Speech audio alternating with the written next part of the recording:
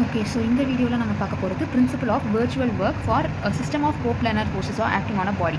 இது வந்து ஒரு 12 மார்க் கொஷின். ஸோ இதில் ஆக்சுவலாக என்ன கொடுத்துருக்காங்க அப்படின்னா, ஒரு பார்ட்டிக்கல், ஒரு பாடி இருக்குது. அந்த பாடியில் வந்து ஒரு சிஸ்டம் ஆஃப் ஃபோர்ஸஸ் வந்து ஆக்ட் ஆகுது. அந்த சிஸ்டம் ஆஃப் ஃபோர்ஸஸ் வந்து ஈக்குவலிபிரியமில் இருக்குது. ஓகேவா? இப்போ அந்த பாடி வந்து லைட்டாக ஒரு டிஸ்பிளேஸ்மெண்ட் ஆகுது. அந்த பாடி லைட்டாக ஒரு டிஸ்பிளேஸ்மெண்ட் ஆகுது. அங்கே அதோடைய ஜாமெட்ரிக்கல் கண்டிஷன்ஸ், அதாவது பொசிஷன்ஸ் எல்லாம் மாறுது. அது பொசிஷன் மாறுது. அப்போ அந்த algebraic sum of virtual works, அந்த ஒவ்வொரு கோர்ஸும் பண்ண விர்ச்சுவல் ஒர்க்குடைய அல்ஜிப்ராயிக் சம் வந்து 0வாக இருக்கும் அப்படின்றாங்க. ஈக்குவலிபிரியம், சப்போஸ் அந்த சிஸ்டம் ஆஃப் ஃபோர்ஸஸ் ஆக்டிங் ஆன பாடி ஈக்குவலிபிரியமாக இருந்தால் algebraic sum of the virtual works வந்து 0வாக இருக்குன்றாங்க. அதே மாதிரி கான்வர்ஸ் பார்ட்டையும் நம்ம ப்ரூவ் பண்ணணும். கான்வர்ஸில் என்ன அப்படின்னா, அல்ஜிப்ராயிக் சம் 0வாக இருந்தால் ஃபோர்ஸும் ஈக்குவலிபிரியமில் இருக்கும் அப்படின்னு ப்ரூவ் பண்ணணும். ஓகே, ப்ரூஃப்க்கு என்ன பண்ணுறோம் அப்படின்னா, நம்ம ஃபஸ்ட்டு ஃபோர்ஸஸோடைய பிளேன்லேருந்து 2 ஸ்ட்ரெயிட் லைன்ஸ் எடுத்துக்கிறோம். OX OY அப்படின்னு சொல்லி 2 ஸ்ட்ரெயிட் லைன் எடுத்துக்கிறோம். இதில் எஃப்ன்றது ஒன் ஆஃப் த ஃபோர்ஸஸ். நம்ம அந்த பார்ட்டிக்கல், அந்த பாடி எங்கே இருக்குது அப்படின்னா, இந்த Pன்ற பாயிண்டில் இருக்குது. அந்த Pயில் எஃப்னு சொல்லி ஒரு ஃபோர்ஸ் வந்து ஆக்ட் ஆகுது. அந்த ஃபோர்ஸோடைய குவாடினேட்ஸ் என்னென்ன அப்படின்னா, இந்த OXல OXோடைய குவாடினேட் எக்ஸு அண்ட் OYயோடைய குவாடினேட் இந்த ஒய். ஓகேவா? ஸோ இதுதான் வந்து நார்மல் குவாடினேட்ஸ். போலார் குவாடினேட்ஸ்னு பார்த்தா அது R and theta. Okay, so ஆரும் தீட்டாவும் வந்து போலார் குவாடினேட்ஸ். ஓகேவா? இப்போது எக்ஸோடைய வேல்யூ அண்ட் ஒய்யோடைய வேல்யூ போலார் குவாடினேட்ஸ் படி எடுத்துக்க போகிறோம். அப்போ இந்த ட்ரையாங்கிளில் நம்ம கன்சிடர் பண்ணிப்போம். இந்த ட்ரையாங்கிளில் பார்த்தீங்க அப்படின்னா, இங்கே இருக்குது தீட்டா, இது R, இது X, இது Y, ரைட்டா? இப்போது எக்ஸை நம்ம வந்து எப்படி சொல்லலாம்? எக்ஸுன்றது இந்த தீட்டாவுக்கு அட்ஜசென்ட்டில் இருக்குது. அப்போ இதை வந்து காஸ் தீட்டா எடுக்கலாமா? காஸ் தீட்டா எடுத்தோன்னா என்ன? X by R. ஆமாம், இங்கே தான் ரைட் ஆங்கிள் இருக்குது. அப்போ இதுதான் ஹைப்போட்டென்யூஸ். X by Rன்னு சொல்லலாமா?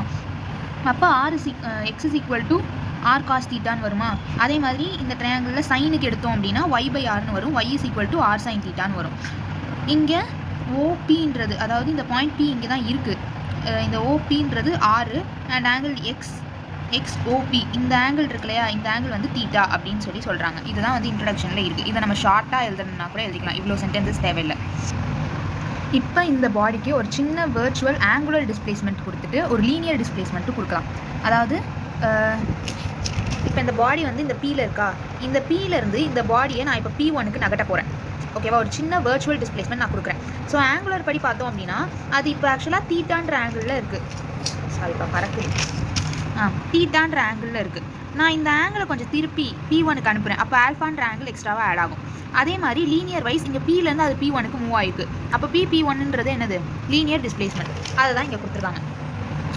அந்த பாடிக்கு நம்ம ஒரு சின்ன விர்ச்சுவல் ஆங்குலர் டிஸ்பிளேஸ்மெண்ட்டும் லீனியர் டிஸ்பிளேஸ்மெண்ட்டும் கொடுக்குறோம். அந்த லீனியர் டிஸ்பிளேஸ்மெண்ட் வந்து ஜஸ்ட்டு இது இங்கேருந்து இங்கே மூவ் ஆகுறது மட்டும் லீனியர் டிஸ்பிளேஸ்மெண்ட் இல்லை. இந்த எக்ஸு ஒய் இந்த ஆங்கிள்லையுமே மூவ் ஆகுது. இங்கே இருக்கிறது இந்த பாயிண்ட் என்ன சொல்லுவோம்? X, Yன்னு சொல்லுவோமா? ஆனால் இந்த பாயிண்ட் நம்ம என்னன்னு சொல்லுவோம்? அங்கே ஒரு டிஃப்ரென்ஸ் இருக்கு இல்லையா? ஸோ அப்போ இதோடைய குவாடினேட்ஸுமே வந்து டிஃபர் ஆகுது அப்படின்னு சொல்கிறாங்க. ஸோ அந்த ஃபிகர் படி ஓகே, இந்த ஃபிகர் படி ஓகே, இன்னும் ஒரே ஒரு கரெக்ஷன் என்ன அப்படின்னா, இந்த Pலேருந்து P1க்கு அது ஆங்குலர் டிஸ்பிளேஸ்மெண்ட் ஆகி போயிருக்கு. அண்ட் லீனியர் டிஸ்பிளேஸ்மெண்ட் என்ன அப்படின்னா, P1லேருந்து P2க்கு போயிருக்கு. ஸோ இங்கே லீனியர் டிஸ்பிளேஸ்மெண்ட்ன்றது P1 to P2 தான். ஓகேவா? இப்போ இதோட X, Y குவாடினேட்ஸுமே சேஞ்ச் ஆகும். ஸோ அதுக்காக என்ன பண்ணுறோம் அப்படின்னா, இந்த P2க்கு நேராக இங்கே Qன்ற ஒரு P2க்கும் இங்கே P1க்கு நேராக ஒரு Qன்ற பாயிண்ட் எடுத்துக்கிறோம். இப்போ இந்த QP1 அப்படின்றது வந்து A அப்படின்ட்டும், QP2வை வந்து நம்ம B அப்படின்ட்டும் எடுத்துக்கிறோம்.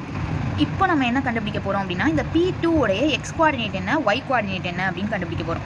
ஓகேவா? ஸோ X குவாடினேட் என்ன அப்படின்றத ஃபஸ்ட்டு கண்டுபிடிச்சிக்கலாம். ஓகே, ஸோ நமக்கு வந்து இந்த P2 உடைய X குவாடினேட் என்னன்னு தெரிஞ்சாகணும். X குவாடினேட்னா என்ன? அப்படியே இந்த டிஸ்டன்ஸ் இல்லையா, இங்கே இந்த டோட்டலாக இருக்கிற இந்த டிஸ்டன்ஸ் தான் வந்து எக்ஸ்ன்னு எடுத்துப்போம், ரைட்டா?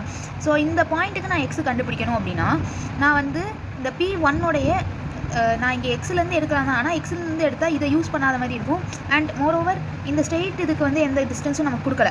அவங்க கொடுத்துருக்கிறது ஒன்று P1லேருந்து Qக்கு கொடுத்துருக்காங்க, இல்லாட்டி Oலேருந்து P இந்த டிஸ்டன்ஸ் கொடுத்துருக்காங்க. ஆனால் நமக்கு வந்து ஃபுல்லாக கவர் பண்ணுற மாதிரி அவங்க ஒரு டிஸ்டன்ஸ் கொடுக்கல. அதனால் நம்மளாம் எப்படி எடுத்துக்கலாம் அப்படின்னா,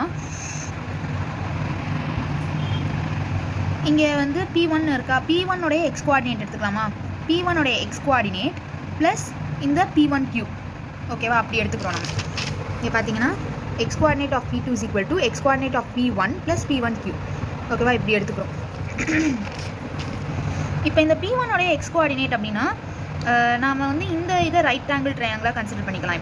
இப்போ இந்த ரைட் ஆங்கிள் ட்ரையாங்கிளில் P1 எக்ஸ் கோஆர்டினேட் எனக்கு வேணும். அப்போ P1 எக்ஸ் கோஆர்டினேட் என்ன, நான் சொன்னேன் இல்லையா, காஸ் வச்சு கண்டுபிடிக்கணும்ட்டு, அதே மாதிரி காஸ் வச்சு கண்டுபிடிக்கணும். இங்கேயும் இதுதான் வந்து என்னது, ஹைப்போட்டென்யூஸ் இங்கேயும் ஆர் தான், இது 90 டிகிரி. ஓகேவா? அப்போது எனக்கு என்ன வரும், x is equal to r cos, இங்கே ரெண்டு ஆங்கிள்ஸ் இருக்குது, தீட்டா ப்ளஸ் ஆல்ஃபா. அப்போ நான் இதை எப்படின்னு சொல்லலாம், ஆர் காஸ் தீட்டா ப்ளஸ் ஆல்ஃபான்னு சொல்லலாமா? அதை தான் வந்து இங்கே எழுதியிருக்காங்க, r cos theta plus alpha plus இந்த P1Q ஆல்ரெடி என்னென்னு கொடுத்துட்டோம், ஏன்னு கொடுத்துட்டாங்க. So plus a. இப்போ இந்த காஸ் ஆஃப் தீட்டா ப்ளஸ் ஆல்ஃபான்னு இருக்குது, அதாவது cos of x plus y, x plus y. அப்போ cos x cos y minus sin x sin ஒய்யா, அந்த identity cos x plus y அப்படின்றது, அதை யூஸ் பண்ணி எக்ஸ்பேண்ட் பண்ணுறோம். எக்ஸ்பேண்ட் பண்ணிவிட்டு என்ன பண்ணுறோம் அப்படின்னா, ஆல்ஃபான் இருக்கு இல்லையா, அந்த ஆல்ஃபாவை வந்து ஆல்ஃபான் வர டேர்ம்ஸை நம்ம எக்ஸ்பேண்ட் பண்ணுறோம். அதாவது r into cos alpha cos theta cos alpha ஒரு term, r into sin theta sin alpha ஒரு டேர்மு, ப்ளஸ் ஏ. ஆக்சுவலாக இது ஏன்றது ஒரு டேர்ம், கரெக்டாக?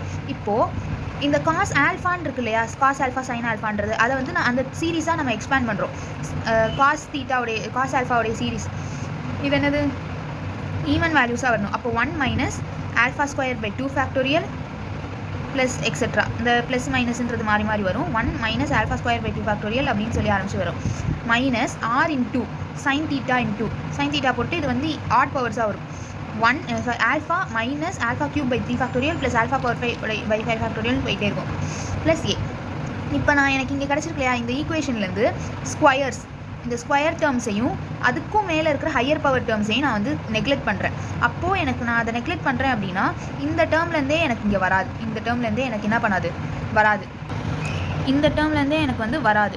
அதே மாதிரி இங்கே வந்து நான் ஹையர் பவர்ஸை நெக்லெக்ட் பண்ணுறேன் அப்படின்னா ஸ்கொயர்லேருந்து தான் நெக்லெக்ட் பண்ணுறேன். அப்போ இதெல்லாம் வராது, இந்த ஆல்ஃபா மட்டும் வரும், இங்கே இந்த 1 மட்டும் வரும். இந்த 1 ஆர் காஸ் தீட்டாவோட மல்டிப்ளை ஆகி ஆர் காஸ் தீட்டான்ட்டே இருக்கும். இந்த ஆல்ஃபா ஆர் சைன் தீட்டா கூட மல்டிப்ளை ஆகும்போது ஆல்ஃபா இன்ட்டு ஆர் சைன் தீட்டான்னு இருக்கும். நான் அதை ஆர் சைன் தீட்டா இன்ட்டு ஆல்ஃபான்னு போட்டு வச்சிருக்கேன். ஓகேவா? ப்ளஸ் இங்கே ஏ.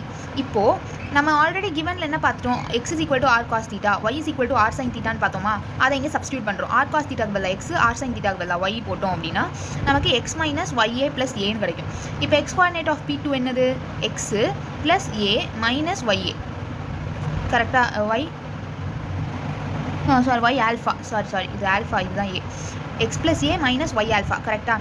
இப்போ இந்த எக்ஸ் கோஆர்டினேட் எவ்வளோ சேஞ்ச் ஆகிருக்குன்றது, நமக்கு நார்மலாக எக்ஸ் கோஆர்டினேட் எங்கே இருந்துச்சு, இங்கே இருந்துச்சா? இப்போ இந்த எக்ஸ் கோஆர்டினேட் இங்கே எவ்வளோ சேஞ்ச் ஆகிருக்கு அப்படின்றது தான் என்ன அப்படின்னா, என்ன பண்ணி வச்சுருக்கோம், இந்த total coordinate P2 coordinate minus P கோஆர்டினேட்டா. அப்போது P எக்ஸ் கோஆர்டினேட் என்ன, எக்ஸ் நமக்கு தெரியும். அப்போ இதுலேருந்து நம்ம எக்ஸை சப்ராக்ட் பண்ணோம் அப்படின்னா எக்ஸ் கேன்சல் ஆகி மீதி என்ன, ஏ மைனஸ் ஒய் ஆல்ஃபா அது மட்டும் இருக்கும். இதே மாதிரி நம்ம ஒய்க்கு கண்டுபிடிக்கணும், ஒய் கோஆர்டினேட் கண்டுபிடிக்கணும், P2 ஒய் கோஆர்டினேட். இப்போ P2 ஒய் கோஆர்டினேட்னா என்னென்னு எடுத்துக்கலாம், இந்த டிஸ்டன்ஸ் எடுத்துக்கலாமா? அப்போ P1 Y coordinate plus QP2 இந்த டிஸ்டன்ஸ், இந்த ரெண்டுத்தையும் எடுத்தால் நமக்கு P2 ஒய் கோஆர்டினேட் கிடச்சிருமா? அப்போ P1 ஒய் கோஆர்டினேட்னா என்ன, இதே மாதிரி தான் இந்த ட்ரையாங்கிளில் சைன் எடுக்கணும். அப்போ r sin alpha plus theta, அதை தான் இங்கே சப்ஸ்டியூட் பண்ணுறோம். R sin alpha plus theta plus இந்த QP2ன்றது பி, சைன் தீட்டா ப்ளஸ் ஆல்ஃபான்றது sin theta cos alpha plus cos theta sin alpha, அந்த ஐடென்டிட்டி எக்ஸ்பேன்ஷன் தான். திருப்பி இங்கேயும் ஆல்ஃபான் இருக்கிறத வந்து எக்ஸ்பேண்ட் பண்ணுறோம். அதே மாதிரி இந்த ஸ்கொயருக்கு அப்புறம் இருக்கிற டேர்ம்ஸை வந்து கேன்சல் பண்ணுறோம். அப்போ நமக்கு வந்து ஒரு வேல்யூ கிடைக்கும், இதை கண்டுக்காதீங்க, நமக்கு ஒரு வேல்யூ கிடைக்கும். என்ன கிடச்சிருக்கு, y plus b plus alpha எக்ஸ்ன்னு கிடச்சிருக்கு. இப்போது சேஞ்ச் இன் ஒய் கோஆர்டினேட்னா அதே தான், அந்த Y coordinate of P2 minus Y coordinate of P. அப்போ இங்கே மைனஸ் ஒய்னு வரும், ஒய் கேன்சல் ஆகி B minus A X, B plus A alpha X மட்டும் இருக்கும். இப்போது நான் என்ன கண்டுபிடிக்க போகிறேன் அப்படின்னா, அந்த ஃபோர்ஸ் எஃப்ன்ற ஃபோர்ஸ் பண்ண வர்ச்சுவல் ஒர்க் டனை கண்டுபிடிக்கணும். அந்த வர்ச்சுவல் ஒர்க் டன் என்ன அப்படின்னா எக்ஸ் அண்ட் ஒய் இந்த ரெண்டு ஃபோர்ஸும் பண்ண வர்ச்சுவல் ஒர்க்ஸோடைய சம் தான் வந்து இதுன்னு சொல்கிறாங்க. அப்போது நார்மலாகவே ஒர்க் டன்னோடைய ஃபார்முலா என்ன, ஃபோர்ஸ் இன்டூ டிஸ்பிளேஸ்மெண்ட், கரெக்டாக? இங்கே வந்து ஃபோர்ஸ் என்ன, ஃபஸ்ட்டு எக்ஸுன்றது அந்த ஃபோர்ஸுக்கான டிஸ்பிளேஸ்மெண்ட் வந்து ஏ மைனஸ் ஆல்ஃபா ஒய். அதே மாதிரி கேபிட்டல் ஒய்ன்றது ஒரு ஃபோர்ஸு, அதோடைய displacement p plus alpha x. இப்போது இதை நம்ம வந்து உள்ளார தனித்தனியாக மல்டிப்ளை பண்ணுறோம். அப்படி மல்டிப்ளை பண்ணால் ஏஎக்ஸ் ப்ளஸ் பிஒய் ப்ளஸ் ஆல்ஃபாவை காமனாக எடுத்துகிட்டா alpha into X Y minus YX.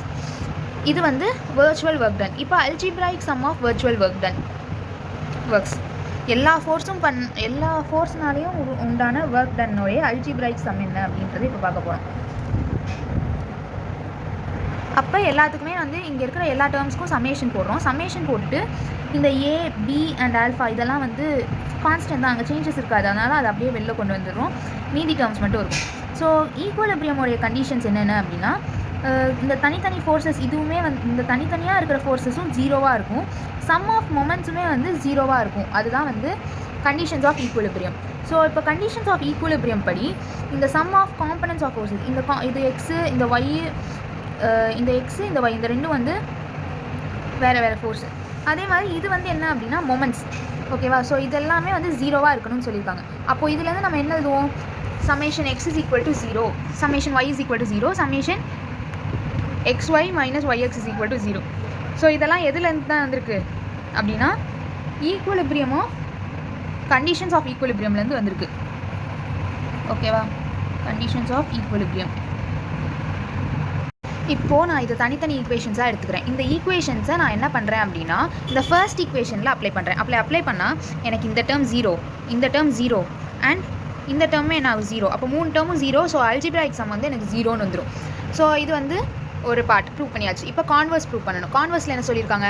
இப்போ அல்ஜிப்ராயிக் சம் 0வாக இருந்துச்சு அப்படின்னா அந்த ஃபோர்ஸ் வந்து ஈக்குவலிபிரியமில் இருக்குது அப்படின்னு சொல்கிறாங்க.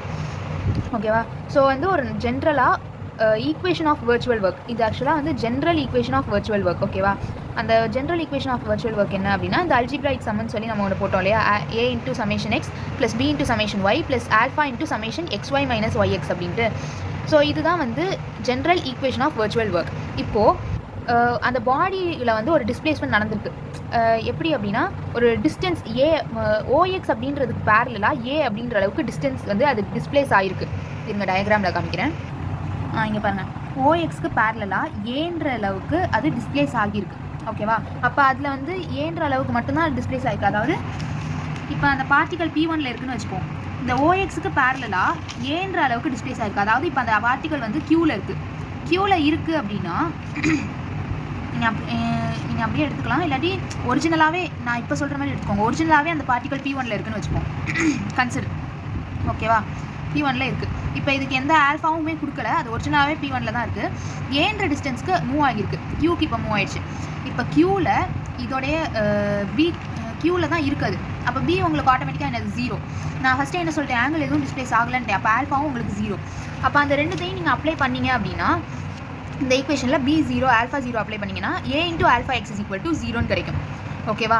ஆனால் இங்கே வந்து நம்ம A இஸ் ஈக்குவல் டு 0ன்னு சொல்ல முடியாது. ஏன்னா அந்த ஏன்ற டிஸ்டன்ஸ் அளவுக்கு அது மூவ் ஆகிருக்கு. அப்போ ஏன்றது 0 கிடையாது. அப்போ சமேஷன் எக்ஸ் தான் 0வாக வரும். ரைட்டா? இதே மாதிரி இப்போ அந்த பாடி வந்து Qவில் இருக்குதுன்னு வச்சுப்போம். அது எந்த ஆங்கிளும் வரல, ஏன்ற அளவுக்கு மூவ் ஆகலை, அது Qவில் தான் இருக்குது. ஒரிஜினலாகவே Qவில் இருக்குதுன்னு வச்சுப்போம். இப்போ Qவில் இருந்து அது P2ன்ற இந்த இடத்துக்கு மூவ் ஆகிடுச்சு. அப்போது எனக்கு இந்த டிஸ்பிளேஸ்மெண்ட் OYக்கு பேரலாக இங்கே மட்டும்தான் இந்த டிஸ்பிளேஸ்மெண்ட் எனக்கு நடந்திருக்கு. அப்போது எனக்கு இந்த இடத்துல ஏவும் 0, ஏன்னா அது இந்த சைடெலாம் மூவே ஆகலை, அது இங்கே தான் ஒரிஜினலாகவே இருக்குது. அதே சமயம் ஆல்ஃபாவும் 0 எனக்கு, ஏன்னா இது ஆங்கிள் வைஸும் மாறல, இது ஸ்ட்ரைட்டாக போயிருக்கு, அவ்வளோதான். ஸோ இங்கே A0 ஆல்ஃபா 0 அதை கொண்டு வந்து இந்த ஈக்குவேஷனில் சப்ஸ்டியூட் பண்ணால் நமக்கு இதுவும் 0 ஆகும், இந்த டேர்மும் 0 ஆகி B alpha Y B summation Y is equal to 0ன்னு இருக்கும். அப்போ நம்ம அந்த இடத்துல B0ன்னு சொல்ல முடியாது. ஸோ சமேஷன் ஒய் தான் 0. இது 7th ஈக்குவேஷன். அதே மாதிரி அது வந்து எங்கேயுமே மூவ் ஆகலை. இந்த AB எங்கேயுமே மூவ் ஆகலை. ஜஸ்ட்டு Pலேருந்து P1க்கு மூவ் ஆகிருக்கு. ஓகேவா? Pலேருந்து P1க்கு மூவ் ஆகிருக்கு. இங்கே அந்த ஆல்ஃபா மட்டும்தான் சேஞ்சே. ஓகேவா? ஸோ அப்போ ஆல்ஃபா மட்டும்தான் ஆங்குலர் டிஸ்பிளேஸ்மெண்ட் மட்டும்தான் நடந்திருக்கு. அப்போ மற்ற ரெண்டுமே எனக்கு என்னவாக தான் இருக்குது? 0வாக தான் இருக்குது. அப்போ AB ரெண்டும் 0னா எனக்கு இந்த டேர்ம் மட்டும் 0ன்னு வரும்.